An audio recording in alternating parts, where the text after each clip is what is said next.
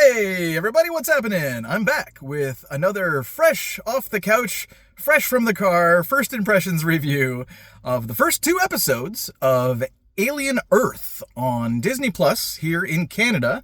It's on Hulu in the States. It is co-executive produced by Ridley Scott, who of course directed the original Alien in 1979, and he's been trying to get it off the ground for a little while now. I think we first heard about it in 2019, and I guess delays because of pandemics and other things maybe, but I've been wondering, when's this going to drop? When's this Alien show going to drop? And we finally got it.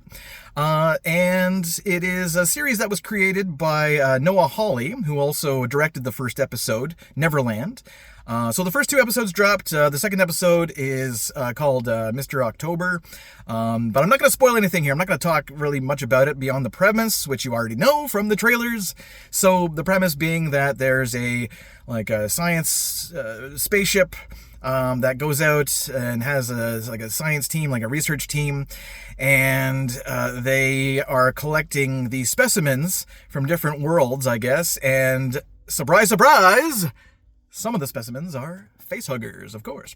So, it's not really a shock as to how, the aliens wound up on Earth, because that is the main idea here of the show, is that aliens, the xenomorphs, come to Earth, and this is all set around the same time as the Nostromo flight. I think it said it was just a little bit before that, before the events of Alien, and of course those guys were, those characters were in cryosleep, right? So they would have no idea what was happening on Earth, so they covered that base, that way. So pretty good cast, pretty good effects. I was very happy with the whole concept and idea, especially how they're really dealing with synthetics, the androids, as we've seen from Ash and Bishop and, Michael Fassbender and Winona Ryder and, all these guys that have been revealed to be the robots, in the past, white-blooded robots. And there's three different kinds of them now, so that's cool.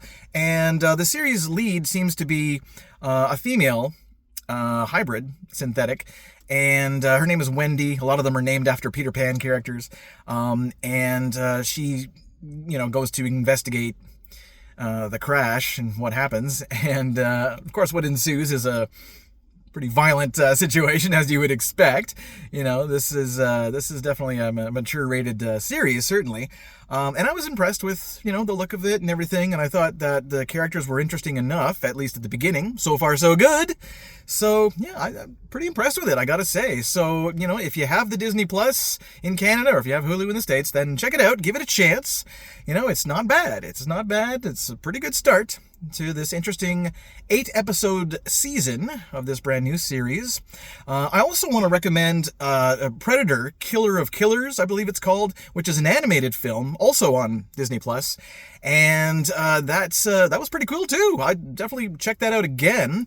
I thought that the third act was especially rewarding to Predator fans, and it ties into Prey a little bit. Prey was a good movie too, about the Predator, set in a different time, way back in the past. So anyway, some good stuff out there. If you love the aliens, if you love the Predators, then Disney Plus is the place to be. Alright guys, that's it for this quick first impressions review of Alien Earth.